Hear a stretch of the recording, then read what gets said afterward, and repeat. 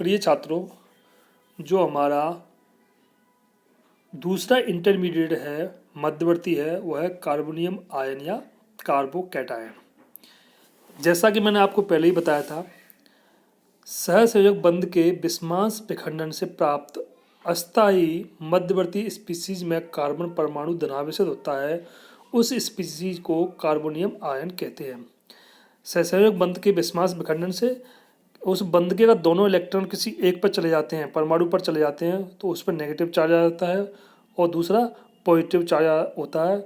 उस positive charge वाले को ही हम क्या कहते हैं? कार्बोकैटायन कहते हैं। यह मध्यवर्ती स्पीसीज क्रियाशील होती हैं। धनावेशित कार्बन परमाणु तो वह sp2 संकरित अवस्था में होता है और उसकी समतलीय त्रिभुजीय संरचना होती है। जैसे कि इसमें एक दे रखा है, ये हमारा कार्बोनियम आयन किस प्रकार बनता है। ये जो हमारा CH3X, X कोई हेलोजन जुड़ा हुआ है इसके साथ में, इस CX बंध का जो इलेक्ट्रॉन है, अगर वो दोनों ही इलेक्ट्रॉन किस पर चले जाए? X पर चले जाए, तो ये X माइनस हो गया और ये मेथिल कार्बोकैटायन का निर्माण हो जाता है इसमें। इसलिए इन कार्बोकैटायन को 3 भागों में बांटा गया है। पहला है प्राथमिक, द्वितीयक और तृतीयक कार्बोनियम आयन। ये धनावेश कार्बन से प्राथमिक, द्वितीयक और तृतीयक कार्बन परमाणु पर होता है। ये जो कार्बोनियम आयन है इसको बोलते हैं मेथिल कार्बोनियम आयन। फिर इसके बाद प्राथमिक, द्वितीयक, तृतीयक कार्बोनियम आयन का निर्माण होता है, जैसे कि फ्री रेडिकल का निर्माण हुआ था। कार्बोनियम आयन की कक्षीय संरचना, इसके बारे में आपको मैं थोड़ा सा बता देता हूँ। कार्बोनियम आयन में धनावेशित कार्बन परमाणु की sp2 संकरित अवस्था होती है। यह कार्बन परमाणु अन्य परमाणुओं से 3 sp2 संकरित कक्षकों के द्वारा एक ही तल में 3 सिग्मा बंध बनाता है। असंकरित खाली पीजड़ कक्षक इस तल के लंबवत होते हैं। ये नीचे कार्बोनियम आयन की संरचना दे रखी है। इसमें जो कार्बन होता है वो sp2 संकरित अवस्था में होता है। धनावेशित कार्बन परमाणु पर उपस्थित धनावेश, ये जो धनावेश है, इस कार्बन परमाणु पर उपस्थित धनावेश है का परिक्षेपण, डिस्पर्सन करके कार्बोनियम आयन का स्थायीकरण किया जाता है। जैसे जैसे आप मेथिल से प्राइमरी, सेकेंडरी और टर्सरी कार्बोनियम आयन में जाएंगे, इस धनायन जो पॉजिटिव चार्ज, इस पॉजिटिव चार्ज का डिस्पर्सन कम करने पर, परिक्षेपण करने पर कार्बोनियम आयन का स्थायित्व बढ़ता जाता है।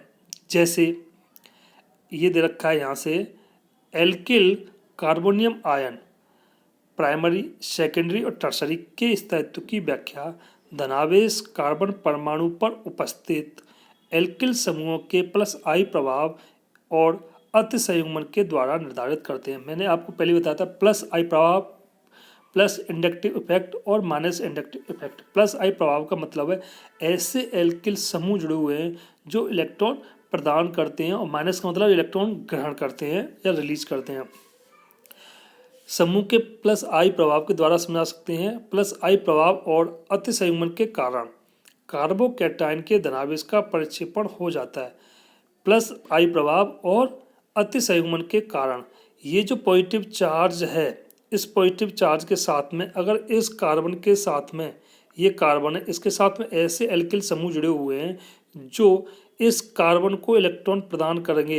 इलेक्ट्रॉन प्रदान करने से ये जो पॉजिटिव चार्ज है इसका परिक्षेपण होता जाएगा और जो कार्बोकैटायन है उसका स्थायित्व बढ़ता जाता है।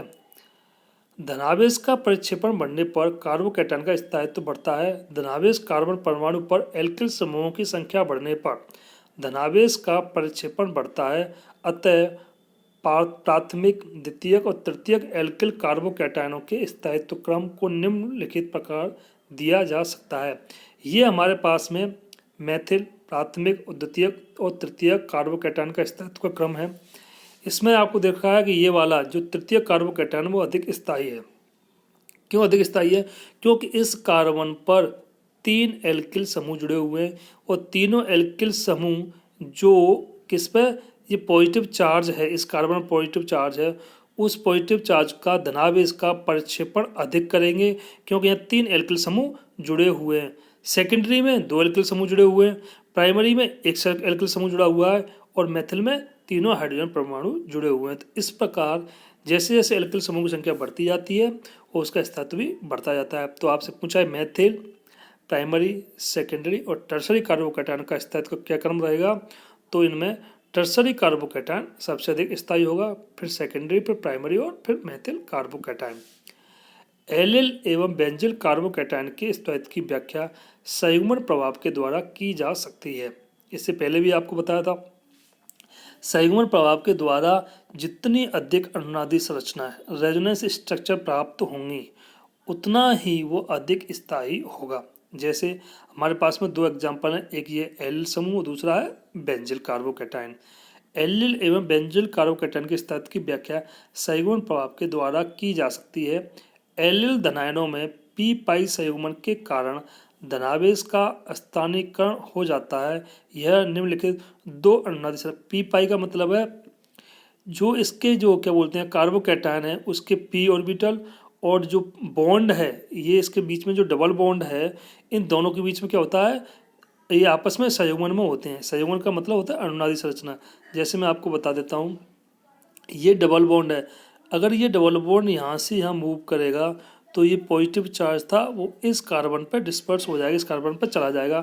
तो हमारी जो दूसरी अनुनादी संरचना जो प्राप्त होगी वो ये अनुनादी संरचना हमें प्राप्त होगी। या अपन इसको ऐसे सेम बेंजिल धनायन है, बेंजिल धनायन में यहाँ से जो बेंजिल के या बेंजीन के जो डबल बॉन्ड है, ये डबल बॉन्ड जैसे ऊपर मूव किया, ये पॉजिटिव चार्ज ऊपर से इस आर्थो पोजीशन पर चला जाएगा और जो नेक्स्ट जो हमारा बॉन्ड था वो बॉन्ड हमारा यहाँ आ जाएगा और ये यहाँ मूव करता है। इस प्रकार मूव करने पर ये हमारी 5 अनुनादी संरचना है बेंजिल कार्बोकैटायन की प्राप्त होती हैं, जो कि एलिल कार्बोकैटायन के रूप में सिर्फ हमारी ये 2 अनुनादी संरचना है और बेंजिल कार्बोकैटायन के रूप में हमारी 5 अनुनादी संरचनाएं प्राप्त होती हैं। अतः बेंजिल कार्बोकैटायन और एलिल कार्बोकैटायन की अपेक्षा अधिक स्थायी होता है क्योंकि इसमें धनावेश का स्थानीकरण अधिक होता है। पहले था क्योंकि दोनों के रूप में इसकी अनुनादी संरचना अधिक बनती है बेंजिल के रूप में और एल्बिल कार्बोकैटायन उसकी अनुनादी संरचना कम बनती है। जितनी अधिक अनुनादी संरचनाएं होंगी उसका पॉजिटिव चार्ज का धनावेश का उतना ही क्या होगा, प्रक्षेपण कहें उसको या डिलोकलाइजेशन कहें, उतना ही अधिक होगा और वो उतना ही अधिक स्थायी होगा। नीचे इसमें दे रखा है बहुत सारे कार्बोकैटायन दे रखे हैं, इनकी स्थायित्व का क्या क्रम है, सेम वही है जो आपको फ्री रेडिकल में दे रखा था। अगर इस कार्बन पे ये सिर्फ सिंपल बेंजिल कार्बोकैटायन है, बेंजिल धनायन है, अगर इसके साथ में हम 2 बेंजिल समूह जोड़ दें, 3 बेंजिल समूह जोड़ दें तो वो अधिक स्थायी होंगे। इस कार्बन पर 3 जुड़े हुए हैं, इसके बाद 2 जुड़े हुए हैं, इस पर 1 जुड़ा हुआ है, फिर एलिल होता है, फिर टर्सरी, सेकेंडरी, प्राइमरी और फिर मेथिल कार्बोकैटायन। तो इनके जो स्थायित्व का क्रम है वो स्थायित्व क्रम सेम वही होता है जो किसमें होता है, फ्री रेडिकल में होता है।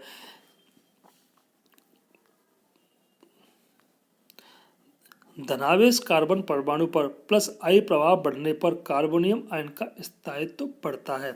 प्लस आई प्रभाव का मतलब है ये मान लो ये आपका कोई धनावेश कार्बन परमाणु है, ये धनावेश कार्बन परमाणु है, इस पर 3 समूह जुड़े हुए हैं। प्लस आई प्रभाव का मतलब होता है प्लस इंडक्टिव इफेक्ट, जो इस कार्बन को जो पॉजिटिव चार्ज कार्बन है, धनावेश कार्बन है, उसको इलेक्ट्रॉन प्रदान करना। जितने एल्किल समूह प्लस एल्किल समूह जो इलेक्ट्रॉन प्रदान करेंगे तो इस पर पॉजिटिव चार्ज की जो मात्रा है उसकी कमी होती जाएगी, तो उससे उसका स्थायित्व तो बढ़ता है। ये होता है प्लस आई प्रभाव। माइनस आई प्रभाव का मतलब है जैसे कोई कार्बन है, इस कार्बन पर ये एल्किल समूह जुड़े हुए हैं और ये एल्किल समूह क्या कर रहे हैं, इधर से इस इलेक्ट्रॉन को, कार्बन की तरफ से इलेक्ट्रॉन को अपनी तरफ खींच रहे हैं, विथड्रॉ कर रहे हैं।